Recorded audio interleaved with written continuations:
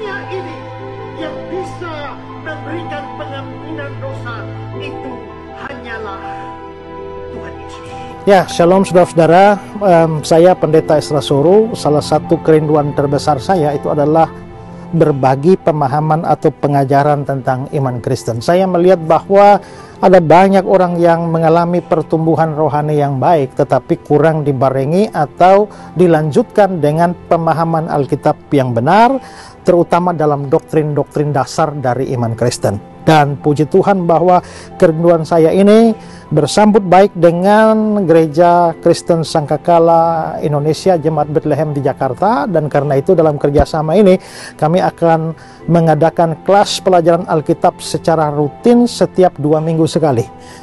Yang pertama itu sudah dimulai pada tanggal hari Sabtu tanggal 4 Oktober kemarin, dan akan dimulai lagi pada hari Sabtu minggu yang 2 minggu dari tanggal 4, dan seterusnya 2 minggu terus ke depan. Dan karena itu bagi saudara-saudara yang tinggal di Jakarta, saudara boleh mengambil bagian dalam pelajaran ini. Pelajaran yang diberikan secara free setiap hari Sabtu 2 minggu sekali, dan jam 4 sore sampai dengan jam 6 sore.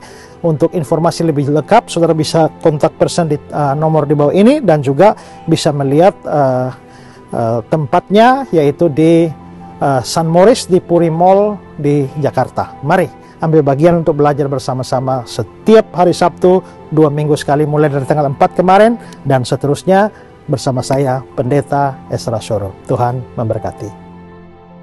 Yesus harus disalib, mati dan bangkit untuk menebus dosa kita. Lalu bagaimana jika pada saat ini berdoa meminta pengampunan dosa, lalu berdosa lagi, dan begitu seterusnya? Lalu bagaimana dengan keselamatan kita? Bukankah tindakan berulang itu seperti mempermainkan Tuhan? Ini ada 2 hal penting yang dijelaskan. Pada waktu Yesus menebus kita, membayar hutang dosa kita, dia bayar dan menebus berapa banyak dosa kita?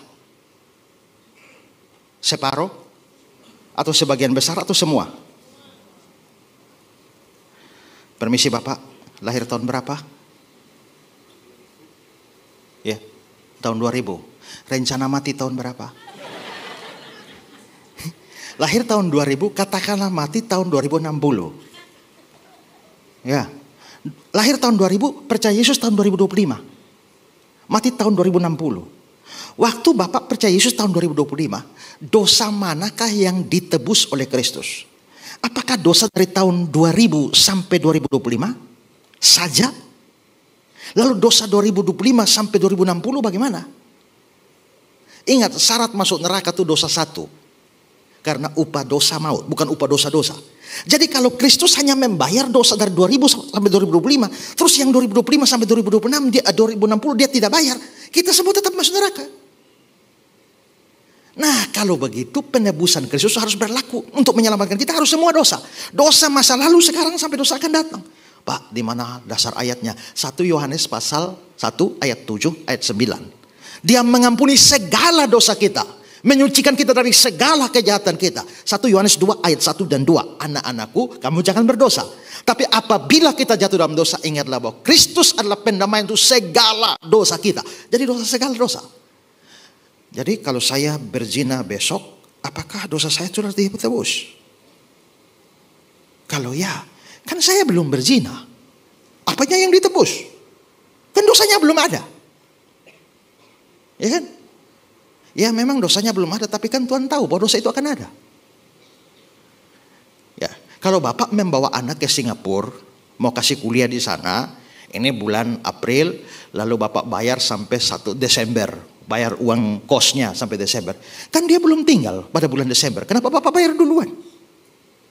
Artinya karena Bapak tahu bahwa anak itu akan tinggal di situ, Bapak bayar di depan.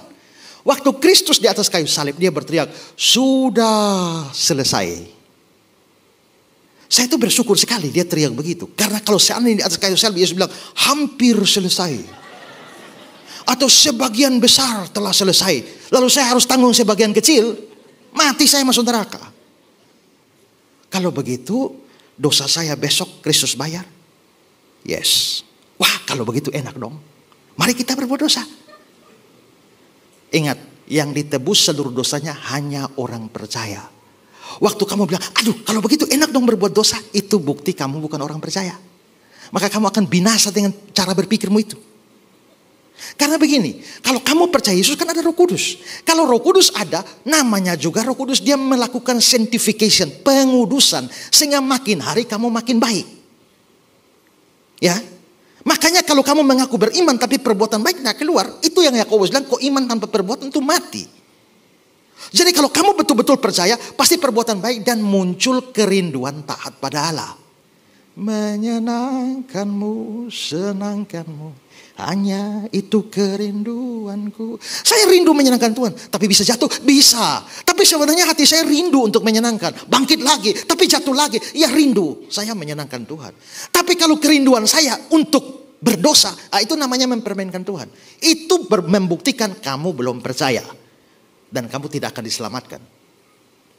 Maka orang yang sungguh-sungguh percaya bisa jatuh, tapi kerinduan terbesar dia adalah taat. Tapi kalau orang mau memanfaatkan anugerah untuk mencobai Tuhan, sebenarnya bukan orang percaya. Sehingga orang kalau dengan pikiran begitu, saya yakin dia mati masuk neraka kecuali dia segera bertobat. Ya, baik, shalom saudara-saudara yang terkasih dalam Tuhan Yesus. Beberapa waktu yang lalu saya sudah menginformasikan kepada saudara-saudara juga lewat tayangan video dari Desa Bioba di Kabupaten Kupang bahwa saya, Pendeta Esra Soro, bersama dengan Yayasan Karya Bakti Esra Soro dan juga GKN Revival Kupang itu mempunyai sebuah beban pelayanan dan proyek pelayanan di Desa Bioba, wilayah Amfoang, Kabupaten Kupang, di mana di sana kami membangun sebuah sekolah yang berasrama dan juga membangun satu gedung gereja untuk tempat beribadah dari jemaat di sana. Dan puji Tuhan bahwa gedung sekolah tersebut sudah selesai dibangun dan sekarang sudah dipakai, yang dipimpin oleh Bapak Pendeta Daniel Sobekom.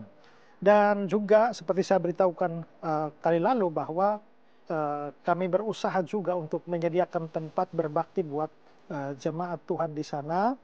Dan puji Tuhan karena respon saudara-saudara dan banyak di antara saudara-saudara juga yang memberikan donasinya, sehingga akhirnya gedung gereja ini sudah mulai dibangun dan ya boleh dibilang sekitar 70% sudah selesai. Sekarang ini kalau saudara melihat gambar-gambar ini adalah tampilan dari gedung gereja yang sudah dibangun. Lalu juga sekarang lagi mau upaya untuk pengerjaan atap gereja. Nah, kita berharap bahwa ini segera selesai sehingga menjelang musim penghujan di tahun ini gerejanya sudah rampung sehingga jemaat bisa beribadah dengan baik. Nah, beberapa waktu yang lalu pada musim-musim hujan kita lihat bahwa jemaat hanya beribadah di bawah tenda-tenda saja.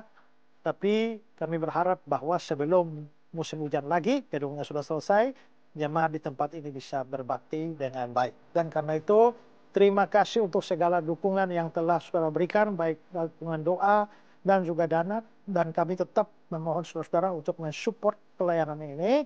Masih ada pengerjaan atap. Nah, saudara, kalau mau ambil bagian di sini, saudara bisa silakan kirimkan donasi saudara atau persembahan saudara di nomor rekening dari Yayasan Karya Bakti Esra Soro yang ada di bawah ini, yang akan dipergunakan untuk penyelesaian finishing daripada gedung gereja ini. Sehingga puji Tuhan, masyarakat dan juga jemaat di Desa Bioba bisa mengikuti atau mendapatkan pendidikan dengan baik.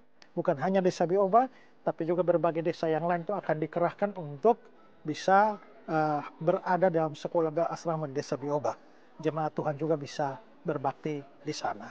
Nah, itu saja ucapan terima kasih dan tetap berharap dukungan baik saudara-saudara semua, bukan untuk kepentingan 1-2 orang, tapi kepentingan umat Tuhan di Desa Bioba. Tuhan Yesus memberkati.